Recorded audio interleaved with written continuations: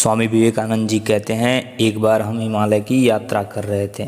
धीरे धीरे रास्ते की चढ़ाई बढ़ती जा रही थी। हमको भी 90 किलोमीटर और चलकर जाना था। लंबे रास्तों को देखकर एक साधु कहता है कि मैं अब और नहीं चल सकता, लगता है मेरा सीना फट जाएगा। स्वामी जी ने उस साधु से कहा, अपने पैरों को देखो, इन पैरों के नीचे जो रास्ता चल कर जाता है तुम उस पर चल कर आए हो। अपने पैरों के नीचे देखो, जिस रास्ते पर चल कर तुम आए हो आगे भी यही रास्ता चल कर जाता है। अपने पर भरोसा रखो, एक एक कदम नापो और देखो यह रास्ता और इसकी कठिनाइयाँ हमेशा आपके पैरों के नीचे ही रहेगी। दोस्तों, हम में से कोई भी व्यक्ति शरीर और हालात से नहीं हारता, हर कोई केवल अपने मन में बनाई हुई सीमाओं से हारता है। इसलिए स्वामी जी कहते हैं, चाहे जो भी मुश्किल हो उसका सामना करो, चाहे दुनिया आपके सामने खड़ी हो या तारे अपनी जगह छोड़ दे, आपको एक भी कदम पीछे नहीं हटना है। किसी को डरपोक बनकर कुछ नहीं मिला है, इसलिए अपनी शक्ति पहचानो। इसी बात पर एक और कहानी सुनाते हैं। एक बार मैं वाराणसी में था, एक सकरी गली से गुजर रहा था। स्वामी जी कहते हैं, मुझे बंदरों ने घेर लिया। मैं जैसे इनसे दूर जाने की कोशिश करता वैसे ही बंदरों का झुंड मेरी ओर आने लगता। मैंने दौड़ना शुरू किया तो बंदरों ने भी लपक कर मुझे कोशिश काटने की। तभी एक आवाज़ आई, पलटकर बंदरों का सामना करो। मैंने पलटकर बंदरों को घूरा तो बंदर पीछे हटने लगे और जैसे ही मैं आगे बढ़ा बंदरों ने रास्ता छोड़ दिया। स्वामी जी कहते हैं, जो भी तुम्हारे डर हैं, जो भी तुम्हारी कठिनाइयाँ हैं, उसका सामना पूरी दिलेरी से करो, क्योंकि जब तुम डर का सामना करते हो तो तुम्हें पता चलता है कि तुम डर से कितने बड़े हो। दोस्तों, जिन्होंने भी अपने जीवन में कुछ बड़ा हासिल किया है, सभी ने कमियों और कठिनाइयों का सामना किया है, चाहे वह कठिनाइयाँ कितनी बड़ी हो या छोटी हो। कोई भी पीठ दिखाकर या चादर ओढ़कर सफल नहीं हुआ। आपने भी देखा होगा कि जब आप भागना छोड़कर प्रॉब्लम का सलूशन निकालते हैं और उन पर काम करते हो तो आपके डर बादल की तरह हो जाते हैं, क्योंकि हमारे डर और चिंता हमारी कल्पना शक्ति के बिना जीवित नहीं रह सकते। स्वामी जी 1893 से 1900 के बीच में 100 से ज़्यादा लेक्चर्स दिए। एक बार अपने लेक्चर में स्वामी जी कई युवाओं को आत्मबल और आत्मशक्ति का संदेश दे रहे थे।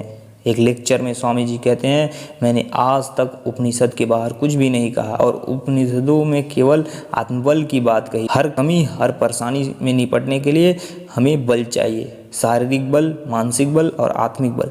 तो हमें क्या करना चाहिए? स्वामी जी कहते हैं कि आपको पता नहीं कितनी ऊर्जा, कितनी शक्ति आपके अंदर छिपी पड़ी है। वैज्ञानिक इंसान के बारे में बहुत ही कम जान सके हैं। इंसानों को सालों हुए इस धरती पर आए, लेकिन अभी तक हमने अपनी शक्ति का बहुत छोटा रूप ही देखा है। इसलिए कभी भी अपने आप को कम मत समझना, क्योंकि तुम्हारे भीतर असीम शक्ति और आनंद का महासागर है। आखिर कैसे पाई जाए वह शक्ति जिसकी स्वामी जी बात कर रहे हैं? मन को शांत रखो और ध्यान को एकाग्र करना सीखो।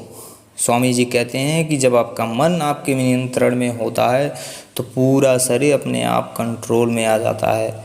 आप इस शरीर रूपी मन को अपनी इच्छा को गुलाम बना लेते हैं। आपके विचार ही एनर्जी और एक्शंस पैदा करते हैं, इसलिए सफल जीवन में विचार अहम भूमिका निभाते हैं।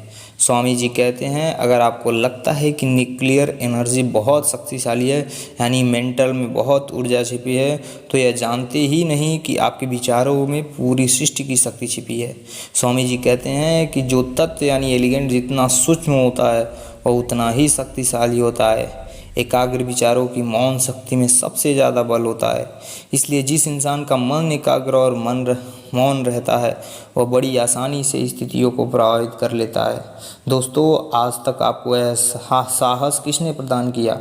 इस पर ध्यान देंगे तो पाएंगे कि आपके खुद के संकल्प ने, खुद के डिसीजंस ने। जब इंसान खुद की ताकत भूलता है तो कमज़ोर महसूस करता है। मन को एकाग्र करने का तरीका क्या है?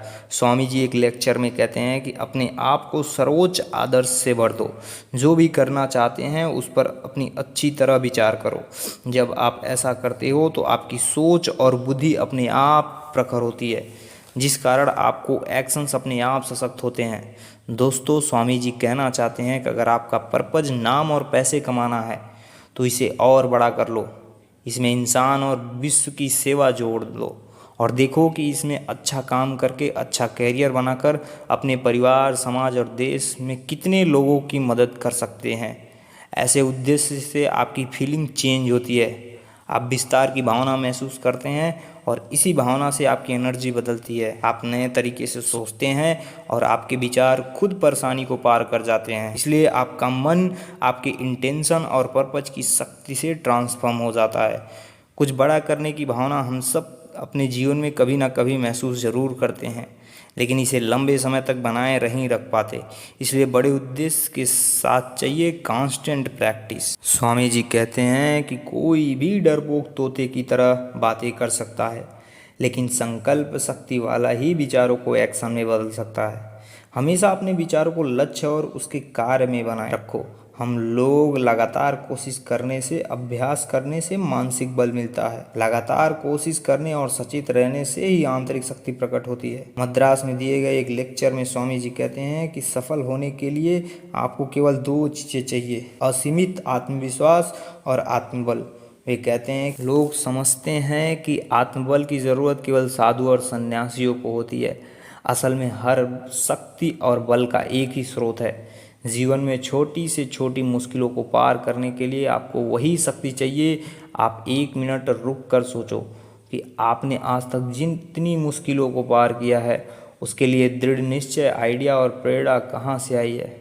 उसका सोर्स क्या है? आप खुद हैं।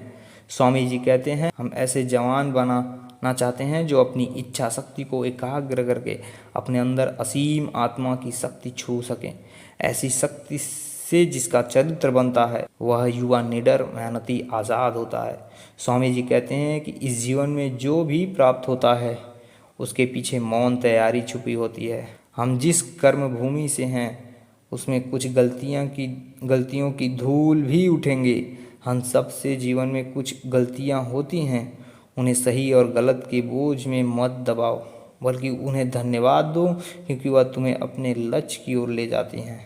कर्म महान है, लेकिन वह खुद एक महान सोच और एक महान बिलीफ सिस्टम से आते हैं।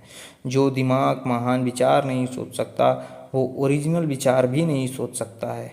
ऐसे दिमाग ने क्लैरिटी की शक्ति खो दी है। इसलिए अपने दिमाग को महान विचारों और आइडियाज से भरो।